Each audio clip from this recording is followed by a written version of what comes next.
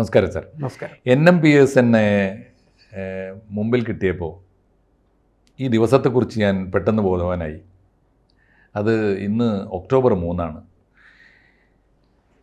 Communist പാർട്ടിയെ, പ്രത്യേകിച്ച് ഇന്ത്യയിൽ ഇന്ന് നിലനിൽക്കുന്ന കമ്മ്യൂണിസ്റ്റ് പാർട്ടികളിൽ ഏറ്റവും ശക്തമെന്ന് പറയാവുന്ന CPM-നെ തിരുത്താൻ ശ്രമിച്ച് പരാജയപ്പെട്ടുവെന്നൊരു കൂട്ടർ വാദിക്കുകയും ആ പരാജയമാണ് എൻ്റെ വിജയമെന്ന് വാദിക്കുകയും ചെയ്ത ഒരാളാണ് പ്രൊഫസർ MN വിജയൻ മാഷ്. വിജയൻ മാഷ് മരിച്ചിട്ട് 18 കൊല്ലമായി. 2007 ഒക്ടോബർ 3 മരിച്ചത്. 18 കൊല്ലമായി അല്ലേ? മറ്റു കൊല്ലമായി എന്ന് വിശ്വസിക്കാൻ വയ്യ. വ്യക്തിപരമായിട്ട് എനിക്ക് അറിയാലോ, സാറിന് ആശയപരമായും സൗഹൃദവും സഹപ്രവർത്തനവും ഒക്കെ ധാരാളം ഉണ്ടായിട്ടുണ്ട്.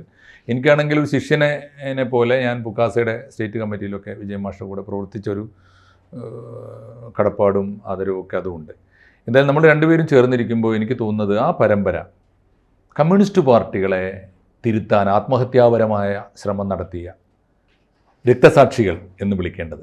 ഒരുപക്ഷെ വിജയൻ മാഷിയുടെ മരണത്തിന് പോലും കാരണമായത് കമ്മ്യൂണിസ്റ്റ് പാർട്ടിയിൽ അദ്ദേഹം നടത്തിയ തിരുത്തൽ പ്രവർത്തനങ്ങളെ, അദ്ദേഹത്തിൻ്റെ വാക്കും പ്രവൃത്തിയും, അതിനുണ്ടായ തിരിച്ചടികൾ, പാർട്ടി അദ്ദേഹത്തോട് കാണിച്ച ചെയ്തികൾ, അത് അദ്ദേഹത്തിലുണ്ടാക്കിയ സംഘർഷമാണ് എന്ന് പോലും വിലയിരുത്തപ്പെട്ടിട്ടുണ്ട്.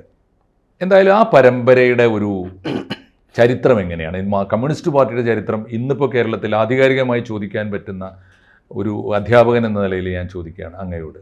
എന്താണ് ആ ഒരു പരമ്പരയുടെ, വിജയൻ മാഷ് ഏത് പരമ്പരയുടെ ഒടുവിലത്തെ കണ്ണിയാണ്? അല്ല, കമ്മ്യൂണിസ്റ്റ് പാർട്ടിക്കകത്ത് അതിൻ്റെ പ്രത്യയശാസ്ത്രത്തിൽ അതിനോടൊപ്പം തന്നെ പോകുന്ന ഒന്നാണ് ഈ വിമർശനവും സ്വയം വിമർശനം എന്ന് പറയും. അതായത് പാർട്ടിക്കകത്ത് പ്രവർത്തിക്കുന്ന സമയത്ത് തന്നെ പാർട്ടിയുടെ ഒരു ക്രിട്ടിക് ആവുക എന്നുള്ളത് വളരെ പ്രധാനപ്പെട്ടതാണ്. ഒരു ലെഫ്റ്റ് പൊസിഷൻ നമ്മൾ കീപ്പപ്പ് ചെയ്യുന്ന സമയത്ത് ആ ലെഫ്റ്റിൻ്റെ പൊസിഷനോടൊപ്പം നിൽക്കുന്ന ഒരാശയമാണ് ലെഫ്റ്റ് ക്രിറ്റിസിസം എന്ന് പറയുന്നത്. എന്നുവെച്ചാൽ ഒരാൾ ലെഫ്റ്റ് ക്രിട്ടിക് ആയേ പറ്റൂ. അങ്ങനെയുള്ള വിമർശനത്തിലൂടെ മാത്രമാണ് അത് യഥാർത്ഥത്തിൽ തിരുത്തപ്പെടുന്നതെന്നാണ് എനിക്ക് തോന്നുന്നത്. ഇപ്പോൾ നമ്മൾ ദരിദ്ര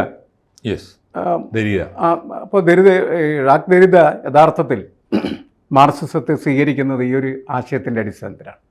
അദ്ദേഹത്തിന് സ്വീകാര്യമായതും അത് തന്നെയാണ്. അദ്ദേഹം പറയുന്നത് നമ്മൾ ജീവിക്കുന്ന കാലഘട്ടത്തിൽ എപ്പോഴും നമ്മോടൊപ്പം മാർക്സിൻ്റെ ഒരു പൈതൃകം പിന്തുടരുന്നതോ അല്ലെങ്കിൽ കൂടെ നടക്കുന്നതോ ഒക്കെ ഈ ഒരു പ്രത്യേക ആശയത്തിൻ്റെ പുറത്താണ്. അതായത് നിങ്ങൾ നിലനിൽക്കുന്ന സംവിധാനത്തിനകത്തുള്ള തെറ്റുകളെ വിമർശിക്കുന്നതിന് ആവശ്യമായിട്ടുള്ള ഒരു ക്രിട്ടിക്കൽ മൈൻഡ് നിങ്ങൾക്കുണ്ടായിരിക്കണം എന്നുള്ളതാണ്.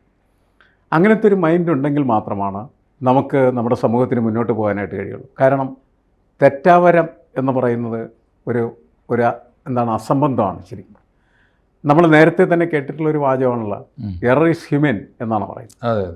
തെറ്റെന്ന് പറഞ്ഞാൽ മനുഷ്യ സിദ്ധമായിട്ടുള്ളൊരു കാര്യമാണ്. അതിനെ കറക്റ്റ് ചെയ്യുക എന്നുള്ളതാണ് ബോധമുള്ള അല്ലെങ്കിൽ പ്രജ്ഞയുള്ള മനുഷ്യൻ്റെ ചുമതല എന്നുള്ളതാണ്. ആ ചുമതലയാണ് വിജയൻ മാഷ് യഥാർത്ഥത്തിൽ നിർവഹിച്ചിരുന്നത്. അദ്ദേഹം പാർട്ടി തെറ്റിപ്പോയ സമയത്ത് അതിനെ തിരുത്താൻ ശ്രമിക്കുകയായിരുന്നു. അതെ. അതിന് പാർട്ടി പറയുന്ന ഒരു അസംബന്ധം നിറഞ്ഞ മറുപടി എന്താണെന്ന് വെച്ചാൽ, ഒരു ബൂർഷ്വാ സമൂഹത്തിൽ പ്രവർത്തിക്കുന്ന പാർട്ടിക്കകത്ത് ഈ ബൂർഷ്വാ സമൂഹത്തിലെ സകലമായ ജീർണതകളും കടന്നുകൂടാം.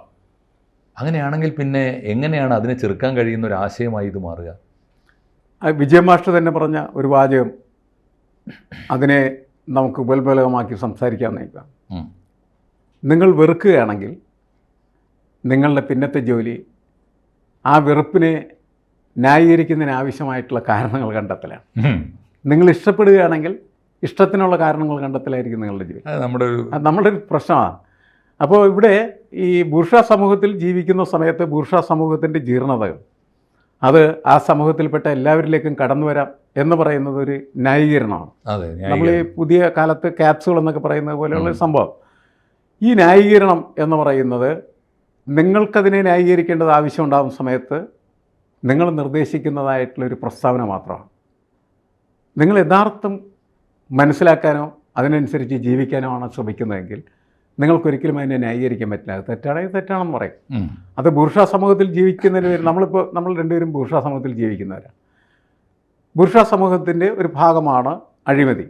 ബൂർഷ്വാ സമൂഹത്തിൻ്റെ മാത്രമല്ല, ഇപ്പോൾ കമ്മ്യൂണിസ്റ്റ് ഭരണകൂടം നിലനിന്ന സ്ഥലത്തൊക്കെ അഴിമതികളുണ്ടായിരുന്നു. സമൂഹത്തിൻ്റെ ഒരു ഭാഗമാണ് അഴിമതി എന്ന് പറയുന്നത്. എല്ലാ സമൂഹത്തിൻ്റെയും. അത് ബൂർഷ്വാ സമൂഹമായാലും കമ്മ്യൂണിസ്റ്റ് സമൂഹമൊക്കെ ആയിക്കഴിഞ്ഞാലും അതിൻ്റെ കൂടെ നടക്കുന്ന ഒരു സാധനമാണ്. നമ്മളതിനെ എടുത്തണിയേണ്ട ആവശ്യമുണ്ടോ എന്നുള്ളതാണ് നമ്മളോട് ചോദിക്കേണ്ട ഒരു കാര്യം. ചോദ്യം. നമ്മളുടെ ചുറ്റുപാട് ഞാൻ മുഴുവൻ ആ അഴിമതിയിലാണെങ്കിൽ ഭാഗമാകണോ? അതെ, ഞാൻ ആ കുഴിയിൽ വീണ് കൊടുക്കണോ? ഞാൻ അഴിമതിയുടെ ഭാഗമാണോ? അതെ. ഞാൻ അഴിമതിയുടെ ചുമട്ടുകാരനാവണോ എന്ന് നമുക്ക് നമ്മോട് ചോദിക്കാവുന്നതാണ്. അപ്പം നമ്മൾ വേണ്ട എന്ന് തീരുമാനിച്ചാൽ നമുക്കതില്ലാതെ നടക്കാം. ഇതെന്താണ് ഈ ന്യായീകരണ തൊഴിലാളി മനസ്സിലാക്കാത്തതെന്ന് ഞാൻ ചോദിക്കും. നമ്മളിപ്പോൾ ജീവിച്ച ഒരു സമൂഹത്തിൽ എല്ലാ തരത്തിലുള്ള ജീർണതകളുണ്ടെങ്കിലും അതിൻ്റെ ഭാഗമാകാൻ ഞാനോ സാറോ തയ്യാറായിട്ടില്ല എന്നാണ് എൻ്റെ വിശ്വാസം.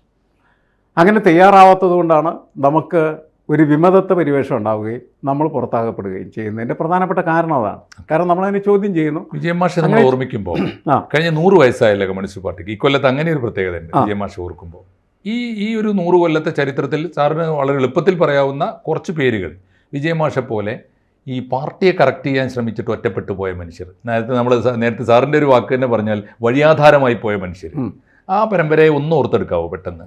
അല്ല, നമ്മളിപ്പോൾ ഈ അടുത്ത കാലത്ത് നമുക്കറിയാം വി.എസ്. അച്യുതാനന്ദൻ. വി.എസ്. അച്യുതാനന്ദൻ ഒരു പ്രതിഭാസമായിരുന്നു, ഫിനോമിനൻ എന്ന് നമുക്ക് പറയാം. കാരണം എന്ന് വെച്ചാൽ അദ്ദേഹം പാർട്ടിയെ തിരുത്താനായിട്ട് ശ്രമിക്കുന്നു. അങ്ങനെ തിരുത്താനായിട്ട് ശ്രമിക്കുന്ന സമയത്ത് അദ്ദേഹം ഉപയോഗിച്ച ഒരു ടെക്നിക്ക് അല്ലെങ്കിൽ ഒരു മെക്കാനിസം എന്ന് ഞാൻ പലപ്പോഴും ബിസിനസ് ക്വസ്റ്റ്യൻ ചോദിക്കട്ടെ സാർ. വി.എസിനെ കുറിച്ചൊരു പുസ്തകം എഴുതാൻ പോകുന്നു സാറെന്ന് പറഞ്ഞിട്ട് എന്തായി? ഞാൻ എഴുതാനുള്ള ഒരു ശ്രമത്തിലാണ്. അത് എഴുതിയേ പറ്റൂ. കാരണം എന്ന് വെച്ചാൽ വി.എസിനെ നമ്മൾ കാണുന്ന വി.എസ്. ഞാൻ എഴുതുന്ന പുസ്തകത്തിൻ്റെ പേര് ഇതാണ്, വി.എസ്. വിമതനും വിധേയനും എന്നുള്ളത്. വിമതനും വിധേയനും. ഓ അല്ല, അത് ഞാൻ അങ്ങനെ എഴുതാനുള്ള കാരണം എന്ന് പറയുന്നത് കമ്മ്യൂണിസ്റ്റ് പാർട്ടിയുടെ ഒരു വലിയ പ്രശ്നമാണ്, വലിയ പ്രതിസന്ധിയാണ് ഈ സംഘടനയ്ക്കകത്ത് പ്രവർത്തിക്കുന്ന സമയത്ത്. ഈ സംഘടനയുടെ ഒരു മെഷീനറി, സംഘടനാ പ്രവർത്തനത്തിൻ്റെ ഒരു മെഷീനറി എന്ന് പറയും.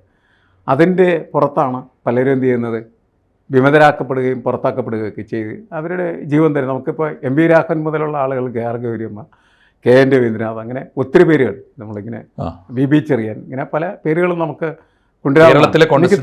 കേരളത്തിൻ്റെ കണ്ടക്സ്റ്റിൽ മാത്രം നമ്മൾ പറയാം.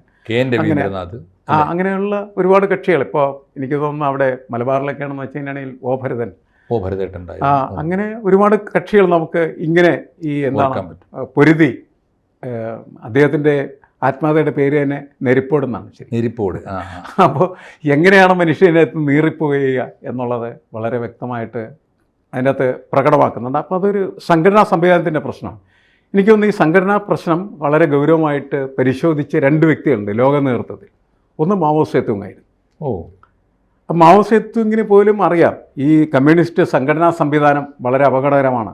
അതുകൊണ്ടാണ് ഈ അവിടുത്തെ സാംസ്കാരിക വിപ്ലവം നടക്കുന്ന സമയത്ത് അദ്ദേഹം പറഞ്ഞ ഒരു വാചകം, അല്ലെ അദ്ദേഹത്തിൻ്റെ കൂടെ എന്നൊരു പറഞ്ഞ വാചകം എന്താ വെച്ചാൽ ഹെഡ്ക്വാർട്ടേഴ്സ് ബോംബ് വെക്കണം എന്നാണ് പറഞ്ഞത്. ബോംബിട്ട് തകർക്കണം എന്നാണ്. കാരണം വെച്ചാൽ അത്രമാത്രം അഴിമതിയാണ്. സ്ഥാപനമാണ് ജീർണിച്ചു പോയിരിക്കുന്നത്. സ്ഥാപനവും സ്ഥാപനത്തിൻ്റെ സംരക്ഷകരായി നിൽക്കുന്ന നേതൃത്വവും ജീർണിച്ചു പോകുമ്പോൾ അവരെ ബോംബിട്ട് തകർക്കണം എന്ന് തന്നെയാണ് അദ്ദേഹം പറഞ്ഞത്. പക്ഷേ അദ്ദേഹത്തിന് പോലും കൃത്യമായിട്ടുള്ള ഈ സംവിധാനത്തിൻ്റെ പ്രത്യേകത എന്ന് വെച്ചാൽ കേന്ദ്രീകൃത ജനാധിപത്യം എന്നാണല്ലോ അതിൻ്റെ പേര്. ഈ കേന്ദ്രീകൃത ജനാധിപത്യത്തെ ജനാധിപത്യ പ്രക്രിയയുടെ ഭാഗമാക്കി മാറ്റുക എന്ന് പറയുന്നത് വളരെ അസാധ്യമാണ് എന്നാണ് മനസ്സിലാക്കപ്പെട്ടിട്ടുള്ളത്. അപ്പോൾ അതിനെ മറികടക്കാൻ വേണ്ടി ഒരു ശ്രമമൊക്കെ മാവ നടത്തിയെങ്കിലും അതിൽ വിജയിച്ചെന്ന് എനിക്ക് തോന്നിയിട്ടില്ല. രണ്ടാമത്തെ വിഷയം എന്ന് പറഞ്ഞിട്ടുണ്ടെങ്കിൽ ഗ്രാംഷിയാണ്, അന്റോണിയോ ഗ്രാംഷി.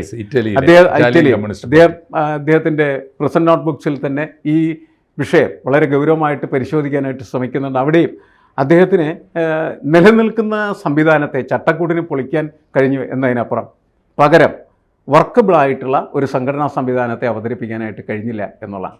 അപ്പോൾ അതൊരു വലിയ ഒരു പ്രശ്നമാണ്. അതിൽ എനിക്ക് ഒരു പുതിയ വഴി ഈ വിമതനും വിധേയനും എന്ന് പറയുന്ന കൺസെപ്റ്റ് വഴി രൂപപ്പെട്ടു വരാൻ സാധ്യതയുണ്ട് എന്നാണ് എനിക്ക് തോന്നുന്നത്. തീർച്ചയായിട്ടും വിജയൻ മാഷ് പൂർണ്ണമായിട്ടും വിമതനായി മാറുകയാണ് ചെയ്യുന്നത്.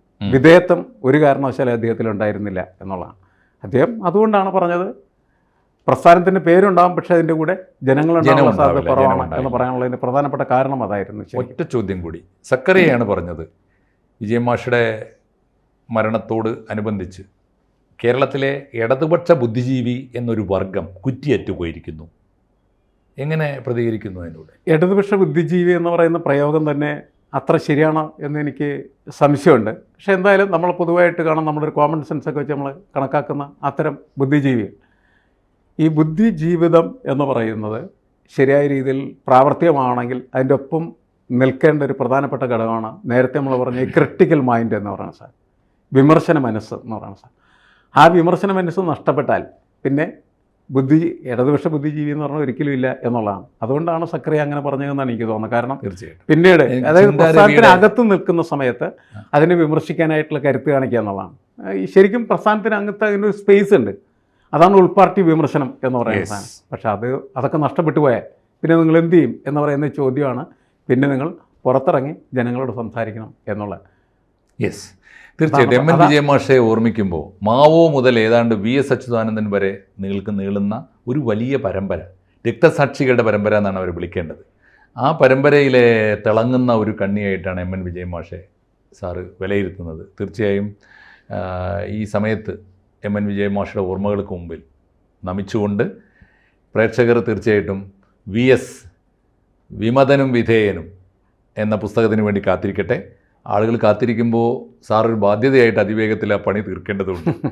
ഓക്കെ, ഇത് എഴുത്തിറക്കൽ വളരെ ബുദ്ധിമുട്ടായിരിക്കും ഇപ്പോഴും, എങ്കിലും നമ്മൾ തീർച്ചയായിട്ടും ആളുകൾ കാത്തിരിക്കും സാർ. തീർച്ചയായിട്ടും ആളുകൾക്ക് താല്പര്യം ഉണ്ടാവും അത്. ഓക്കെ സാർ, നമസ്കാരം. കൂടുതൽ വാർത്തകളും വിശേഷങ്ങളും നിങ്ങളിലേക്ക് എത്താൻ ABC മലയാളം സബ്സ്ക്രൈബ് ചെയ്യുക, ബെൽ ബട്ടണും അമർത്തുക.